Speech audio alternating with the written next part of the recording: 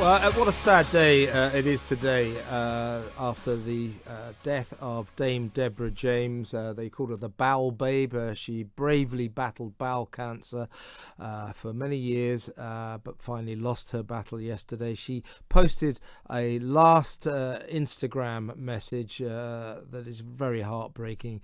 She said, "Find a life worth enjoying, take risks, love deeply, have no regrets, and always have rebellious hope." And she also said, and finally, check your poo. It could just save your life. So there is a message there as well. But what a sad, sad day. What a remarkable woman. I knew her a bit. She used to come into Talk TV or Talk Radio as it was as a regular guest. I went to the pub with her a couple of times. She liked to drink. I went to the pub with her once. She had 4 pints of lager. But she defied medicine for some time by just surviving, really. They thought she would die much longer. And of course, she dedicated her life after coming down with this awful disease to campaigning for bowel cancer awareness and raising money. She raised nearly £7 million by the time of her death. But we're all in despair today. So R.I.P. Deborah, and our thoughts are with her family, her husband and her 2 kids.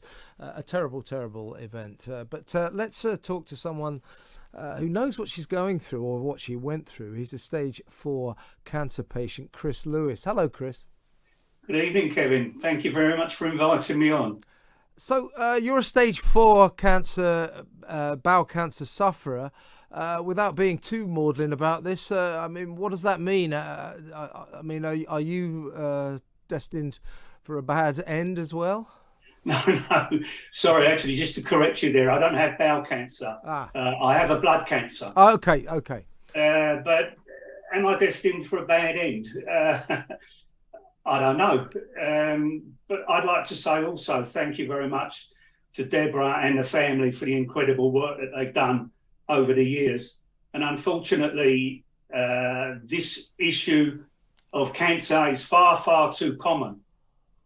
I don't know whether I'm going to get a bad ending. I hope not. I should have said sad ending, I think. And I think it looks as if, Chris, that you're not going in that direction. But of course, for Deborah, it was always sadly inevitable because her condition was always terminal. As I say, I used to see her about 3 years ago when, by all accounts, she should have been already dead, but she was very much alive. And it was so inspirational that she devoted her last years to raising money for bowel cancer and raising awareness. So it's kind of strange that in your last ever Instagram message you say, "and finally check your poo." But there is something serious about that. People should do it, shouldn't they? Actually, they should. And Deborah has really opened up the cancer world. I think we were ready for Deborah. I'm not sure Deborah was ready for us, but we were ready for Deborah. And Deborah did incredible work, talking about poo. Everybody's laughing about it now, but actually 5 years ago, it was barely mentioned. That lady has done some incredible work. I must say that. Yeah, because, that kind of thing, we're British. We're a bit prudish about those kind of affairs. And therefore, it's sort of taboo. She opened up, she destroyed that taboo and said, let's talk about it. Because by talking about it, by sending these messages about checking your poo, thousands of lives were probably saved. Yeah, incredibly so. But I'd still like to put a bit of caution on that one, Kieran, if you don't mind, is that we talk about awareness, raising awareness a lot of the time. And the government actually do a bit of testing, and cervical cancer, for example, smear tests are relatively freely available. And actually, we've probably got currently the least number of people actually going to take the tests. So raising awareness is absolutely brilliant. But actually what we want to see now is action, and people now have got to take responsibility for themselves. Their health. They've got to start looking after themselves. Yeah, I should say when she talks about checking your poo, It may be bright red or dark red. In other words, there may be blood in it, and that's the warning signs. Now, you've got. You said you had blood cancer, yeah. So, what? I mean, what is it like to be told you got cancer?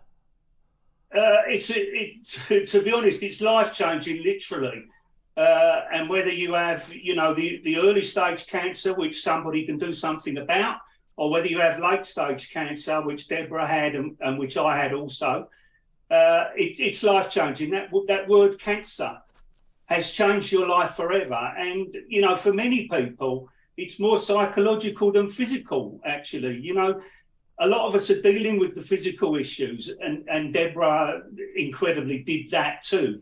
But I know we had several chats in the past, the psychological damage that it does to people. That's what people really don't understand. They see the physical signs, sure, and if you have difficult treatment, they'll see that. But actually the psychological issues are what many, many people live with for the rest of their lives. And for many, it's a struggle. And the difference between Deborah and so many other people is she decided to sort of stand up and get noticed and to make a thing of this.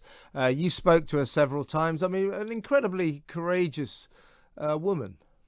She is courageous, but she wouldn't like to use that word, to be honest with you, Kevin. These are things that we talk about in the cancer community a lot. The media, you use words like bravery and fight and all this sort of thing.